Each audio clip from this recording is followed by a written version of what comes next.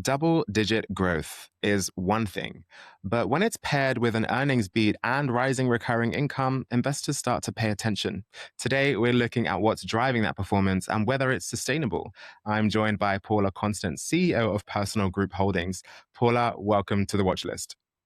Thank you for having me. It's a pleasure to have you. So, Paula, you've delivered double-digit growth with revenue up around 11% and EBITDA up over 20% alongside an earnings beat, which suggests both strong demand and operating leverage. Can you walk us through the key strategic decisions that drove that performance? Yeah, so this is our second year of double-digit growth, and our plan is to continue. We've got a 5-year set of aspirations.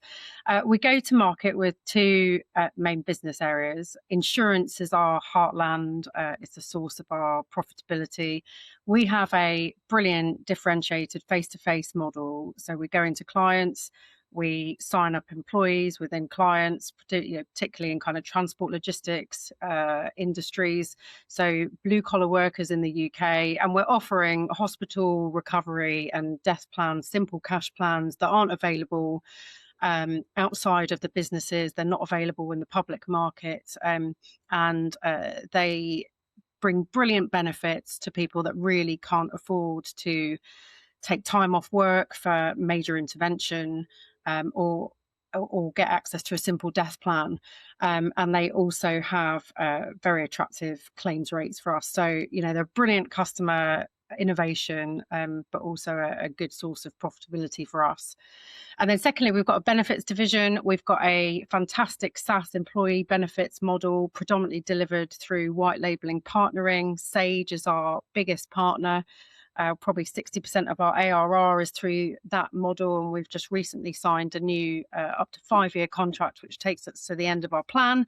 Got a couple of other partnerships in play, and got some really good digital assets in the pay and reward space as well. So it's a brilliant business that addresses employee benefits across a number of dimensions, completely relevant to the economic conditions in the UK today. And a big part of that story appears to be recurring income and customer retention. So, what are you seeing in terms of demand and uptake that's supporting that growth?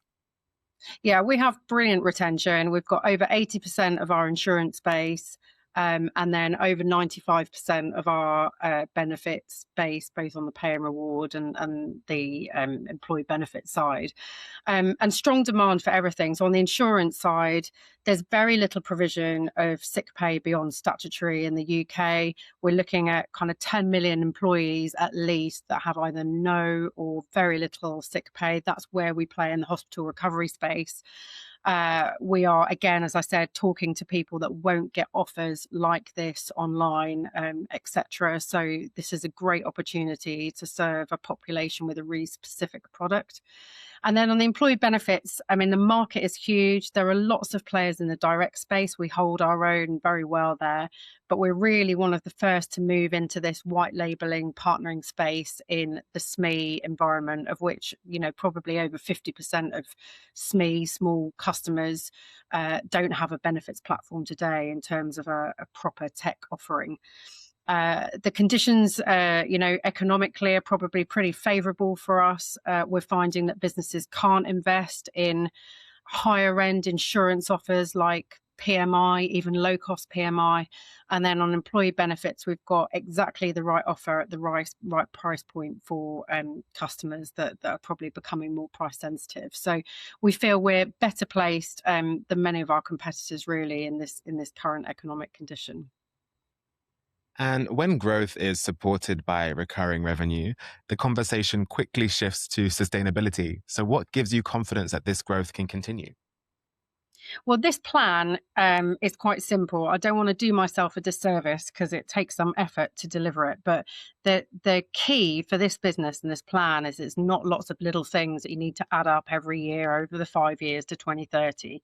50% plus of our end number will come from just continuing to penetrate within our client base on insurance. So within that 10 million of employees that I mentioned, we're only in about 12 12% of all businesses that support those employees.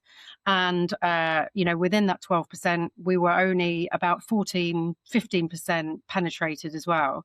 So there's a great opportunity for us to just keep doing more in the current base that we're at. That's 50% of our delivery.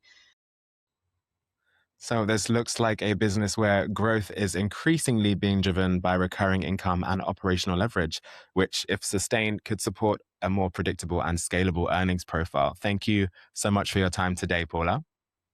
Thank you very much. Once again, that is Paula Constant, CEO of Personal Group Holdings. For more on the company and its strategy, visit personalgroup.com. That's all for this episode of The Watch List. I'm Ricky Lee. Make good choices today.